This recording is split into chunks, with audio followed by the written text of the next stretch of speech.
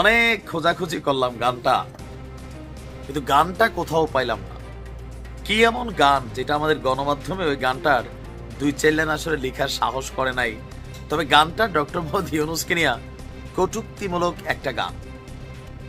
যাই হোক, গণমাধ্যমে গানটা নাই, এটার নাম শিরোনামও নাই। তবে এই গানকে যেহেতু ডক্টর ইউনূসকে রোস্টিং করে একটা গান গেয়েছেন, আর এই গান শুনেছেন সরাসরি খোদ শেখ হাসিনা, শুইনা ওনার অন্তর খুশ হয়েছে। তারপরে তিনি বলছেন যে কাজ করো, গানটা রেকর্ড করে টিকটক অথবা বিভিন্ন মাধ্যমে ছড়াইয়া দাও। আর এই গানেই এই লোকের কপাল পড়ছে ভাই। ঘটনার প্রেক্ষাপট হচ্ছে, ডক্টর মোহাম্মদ ইউনূসকে কটূক্তি করে একটা গান রচনা করেছেন বরগুনার তালতলী উপজেলার এক আওয়ামী লীগ নেতা। তো আপনার এই গানটা তিনি শেখ হাসিনাকে শুনিয়েছেন মুখে, তিনি নিজে মুখে গেয়ে শুনিয়েছেন, এবং শেখ হাসিনা ওই গান শুনে তাকে টিকটক সহ সামাজিক যোগাযোগ মাধ্যমে গানটাকে ছড়িয়ে দেওয়ার নির্দেশ দিয়েছেন। আওয়ামী লীগের ওই নেতার নাম, তার নাম হচ্ছে ফোরকান ফরাজি। তিনি উপজেলার সোনাকাটা ইউনিয়নের লাউপাড়া গ্রামের মোহাম্মদ ফরাজির ছেলে এবং একই ইউনিয়নের 7 নম্বর ওয়ার্ড আওয়ামী লীগের সভাপতি।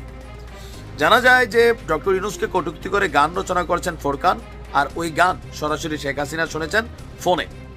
তারপর তিনি তাকে নির্দেশ দিয়েছেন। আর শেখ হাসিনাকে ফোরকান ফোনে সালাম দিয়ে বলতে শোনা গেছে যে আমি সোনাকাটা ওয়ার্ড আওয়ামী লীগের সভাপতি ছিলাম, আপা বর্তমান পরিস্থিতি নিয়ে একটা গান রচনা করেছি, ওই গানের সুর এবং ছন্দে যদি ভুল হয় আপনি ক্ষমা সুন্দর দৃষ্টিতে দেখবেন। তারপর শেখ হাসিনা বললেন যে গা বেটা। তারপর ওই নেতা শেখ হাসিনাকে বলেছেন যে আপা তালতলী উপজেলা আপনার নির্বাচনী এলাকা থেকে আপনাকে শুভেচ্ছা অভিনন্দন, আপনার জন্য দোয়া, আপনার ডাকের জন্য তালতলা উপজেলাবাসী প্রস্তুত আছে। আপনার সাথে আমাকে কথা বলতে সুযোগ করে দেওয়ার জন্য এডমিন ভাইকে আমার অন্তরস্থল থেকে অভিনন্দন জানাচ্ছি, আপনার জন্য একটা গান রচনা করেছি। এরপর শেখ হাসিনার নির্দেশে তিনি গান গান, আর গান শুনে তিনি বলছেন বাহ চমৎকার। আর তিনি ফোরকানকে বলেন ইউনূস 7 তলায় নয়, থাকে 16 তলায়। সম্ভবত গানের মধ্যে একটা লাইন আছে এরকম যে 7 তলায় থাকেন। তো শেখ হাসিনা তিনি আবার কারেকশন করে দিয়েছেন, 7 না, এটা হবে 16 তলায়। এরপর গানটা সোশ্যাল মিডিয়াতে ভাইরাল হয়, আমি এখনো শুনি নাই, কারাগারে শুনছেন। আর এরপর থেকে ফোরকানের বিরুদ্ধে বিএনপি এবং তাদের অঙ্গ সংগঠনের নেতাকর্মীরা পিছু লাগে, তার বাড়ি ঘরে তাকে খুঁজতে থাকে। পরিস্থিতি খারাপ দেখে ফোরকান বাড়ি থেকে পালিয়ে গিয়েছে। এরপরই বিএনপির নেতাকর্মীরা উপজেলার লাউপাড়া বাজারে ইফতারের পরে এক বিক্ষোভ সমাবেশ এবং মিছিল করেন। 5 শতাধিক নেতা কর্মী এখানে অংশগ্রহণ নেয়। তারা বলছেন যে তারা এই ঘটনা নিয়ে আইনি ব্যবস্থা নেবে। উপজেলা যুবদলের সদস্য সচিব বলছেন আওয়ামী লীগ নেতার সাথে শেখ হাসিনার একটি কল রেকর্ড ভাইরাল হয়েছে, আমরা বিক্ষোভ সমাবেশ করেছি, এই ষড়যন্ত্র প্রতিহত করব, এ বিষয়ে আইন ব্যবস্থা প্রক্রিয়াধীন। আর ফোরকান ফরাজির এমন কর্মকাণ্ডের বিরুদ্ধে প্রতিবাদ বিক্ষোভ মিছিল এবং প্রতিবাদ সভাও ডাকা হয়েছে। মোটামুটি কয়েকদিন মাঠটা গরম থাকবে। আর ওসি সাহেব বলছেন তাকে গ্রেপ্তারের অব্যাহত চেষ্টা আছে, আইনমানক ব্যবস্থা নেওয়া হবে। মানে ডক্টর ইউনূস ইন্টারন্যাশনাল মিডিয়াতে খেলছেন।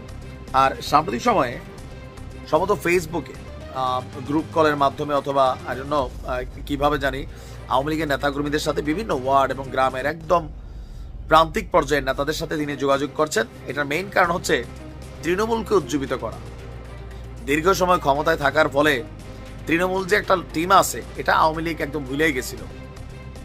কারণ কি হাইব্রিড চাটার দল এটাতে এমন ভাবে ঢুকছিল যে তারা ঢুকছে, লুটপাট করছে, তৃণমূল কিন্তু উপেক্ষিত ছিল। আর যে কোনো একটা দলের প্রাণ কিন্তু হচ্ছে তৃণমূল। সো সম্ভবত তৃণমূলকে চাঙ্গা করার জন্যই শেখ হাসিনা এখন বিভিন্ন জায়গায় যারা জীবনের একটা এমপির সাথে কথা বলার সুযোগ হইতো না তাদের সাথে কথা বলছেন। আর তারাও নানানভাবে চেষ্টা করছেন শেখ হাসিনাকে মনোরঞ্জন দেওয়ার জন্য।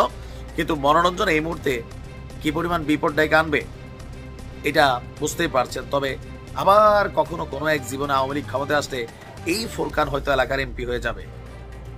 এটাই বাস্তবতা বাংলাদেশের প্রেক্ষাপটে। ভালো থাকুন।